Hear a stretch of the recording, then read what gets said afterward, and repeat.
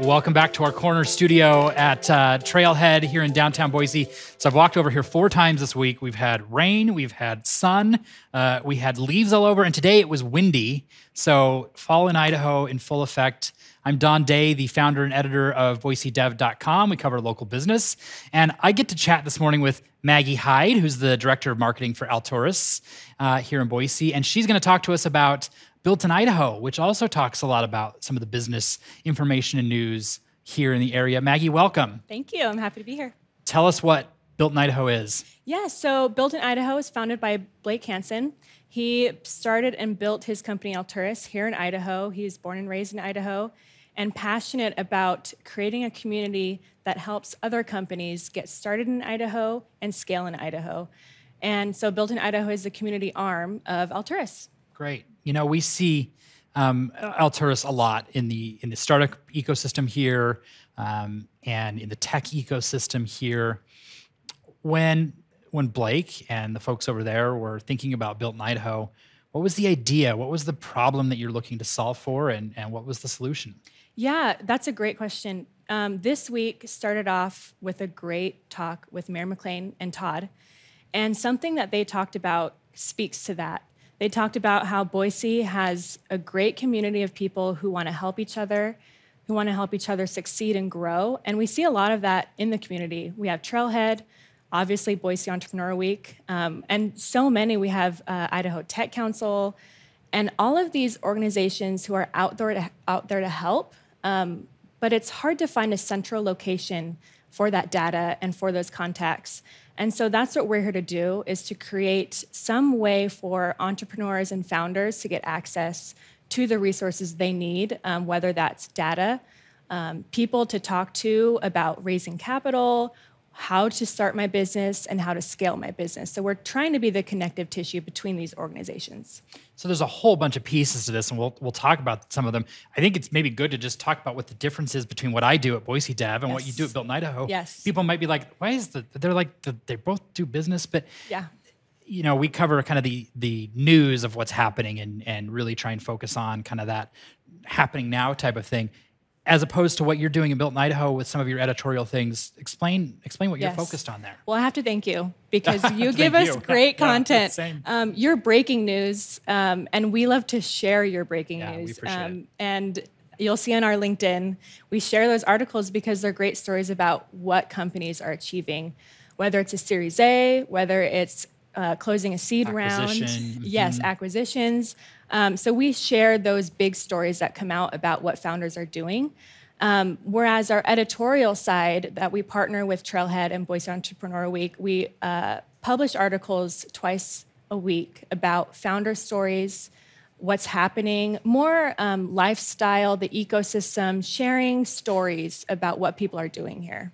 So you haven't checked it out. It's builtinidaho.org, correct? Yep. And if you've been around a long time, you might remember the Built in Boise effort that Jeff Reynolds and Lauren Morris headed up a number of years ago. This has some similarities, right? You're really just trying to tell those stories and some of the passion behind these things. Tell us some of your favorites. Yeah, we had a recent great one with Mark Solon this week, actually, about Highway 12. They closed down in 2011, and I think people were kind of wondering, well, what happened to them? They were doing a lot of great things. Obviously, we have Cradle Point just happening. That was a big kind of legacy story of Highway 12. And so we talked with him about what the partners are doing and really getting a deep dive into the history of the startup community here in Boise. So we have a lot of that. What happened to these people? Where are they now? And then also new things like Kinetic Ventures. We had Chris Helm, who visited Boise Entrepreneur Week. We covered their firm, which is exciting. And I know a few founders got to talk to him and talk about the possibility of raising capital with them. This has been such a fun week. You know, we're coming to the last, the tail end of Boise Entrepreneur Week. But what I love about this format is all of these little pieces will live on, and people can go and be like, you know, I want to hear what Todd Kramer said on how many days ago was that? I don't know. It was like 3 weeks ago, it feels like. A Tuesday. Or I want to hear the Connect Venture story. And so those will live on. Tell us about some of the other things that are on Built in Idaho. Something that Alturas and the Idaho Tech Council has been involved in for a number of years is deal flow. Explain what that is and what people find there. because that's expanding for you. It is, and we've had an exciting year. We moved from solely annual reports to quarterly reports. We also launched a website, idahodealflow.com, where all the reports are accessible back to 2015.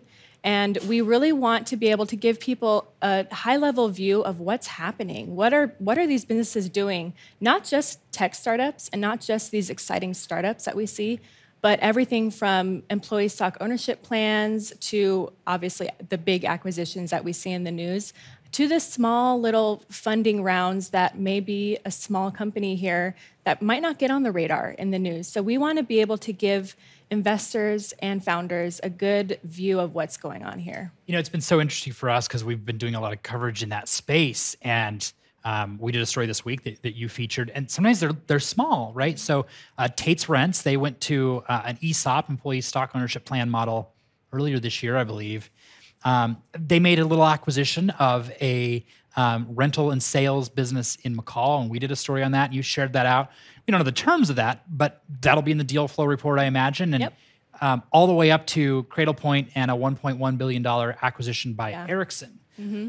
And I think what's so interesting is there's just so much going on. There is. And when you talk about deal flow, I think I remember looking at the deal flow report for the first time quite a long time ago, thinking, oh, this is really interesting to see these deals.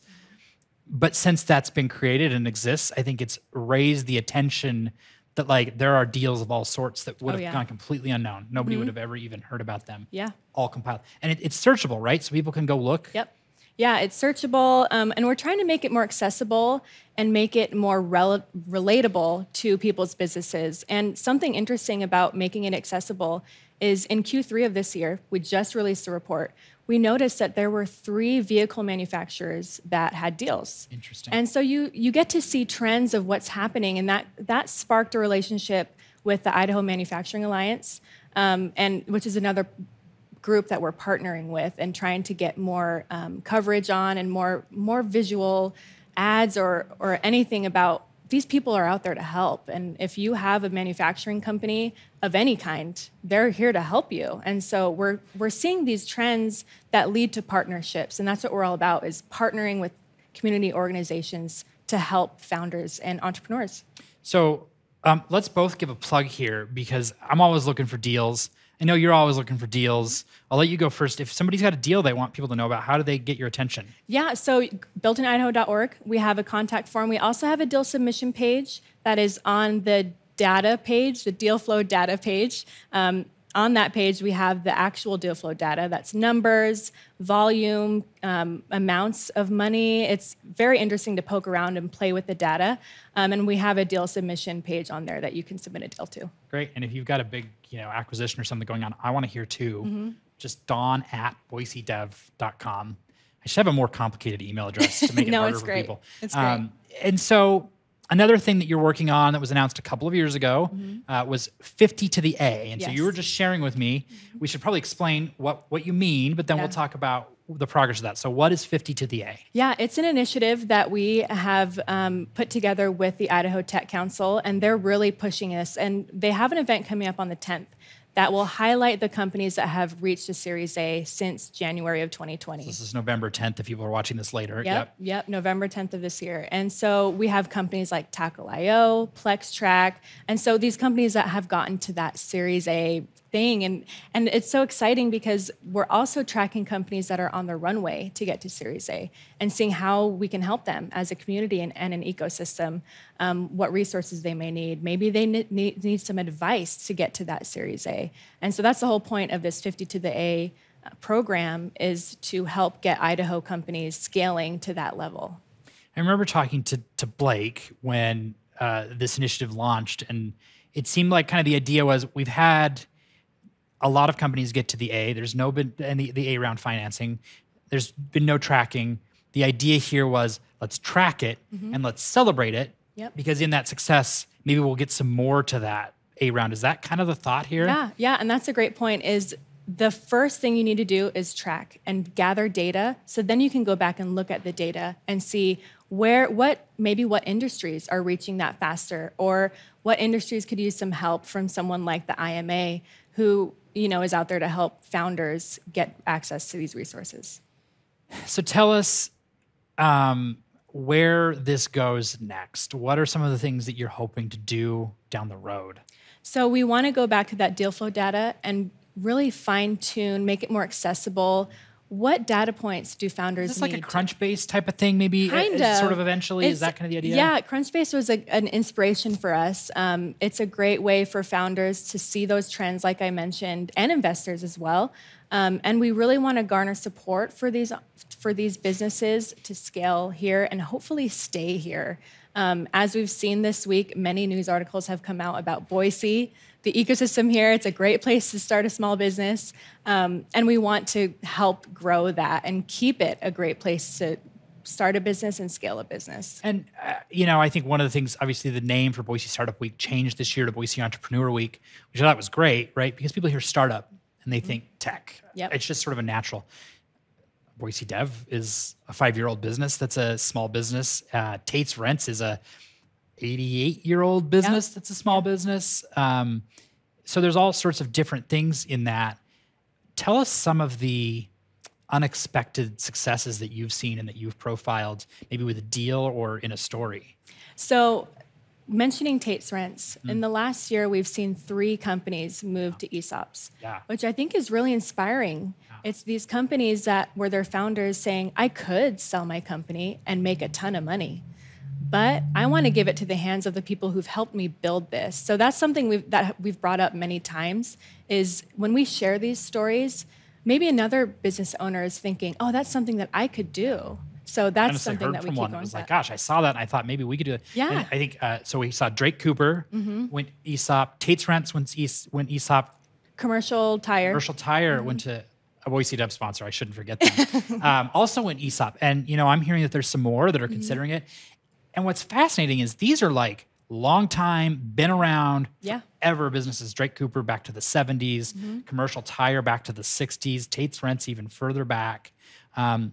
Building a legacy here, and it's just one component. So it's not just this like, let's raise a big fundraising round and find an exit type of a thing. Yeah. Tell us what interests you and what brought you to doing this job and why you're so passionate about it. That's a great question. I actually moved here to Boise last June, and I decided to start an MBA at Boise State, and that's where I got to meet Luke, one of our team members, and that's how I got into the Alturas family. And we started Built in Idaho in October of 2020, right before Boise Startup Week then. And we saw a lot of great reaction to what we were doing, on both the founder side, the business owner side, and the investor side, and even the service provider side, of people saying, we just need to get the word out there of what we're doing, what we offer, because there are so many connections that need to be made, both from government departments like IGEM, Idaho Department of Commerce, Idaho Department of Labor, who have so much to offer. And so me seeing that, I've lived in many large cities around the country, and moving here, this is the smallest city I've ever lived in. So I wasn't expecting this much excitement around the business ecosystem. I mean, a block party with bands and ice cream for startups is pretty wild, right? And the nice thing about it is that people are so friendly here, as we've heard many, many times, but we kind of nerd out about the ecosystem. These are people that we can talk to about Series A and who know what we're talking about. And the history, learning the history about these Boise companies, the legacy companies, like you've mentioned, is really cool because they stay here and they want to help. I mean, I think that's one of the things that is interesting about sort of covering business news in this area for me, is that people who might not be super into even the technical terms, might not know what an ESOP is. They're curious about Albertsons and they want to know what's happening at Micron, and they want to know the story of Boise Cascade or HP. And what you're doing right now is really kind of the fundamental foundational thing for maybe the next Boise Cascade or the next Albertsons here. Maggie Hyde, it's been really enjoyable to chat with you. Maggie is with Alturas and Built in Idaho, builtinidaho.org. And you can go look for information on the deal flow report and great stories and 50 to the A. Thank you for being here. Thank you. At Boise Entrepreneur. I told you it would go fast. Yeah, that was 15 minutes. It went really fast. I'm Don Day with Boise Dev. Thanks for having me this week. Coming up next, see if I can see it. We've got get financing, prove your concept, gain a following by crowdfunding. I know we've got a whole bunch on crowdfunding and crypto this afternoon. This is it for me this week. But first, here's a word from our sponsors.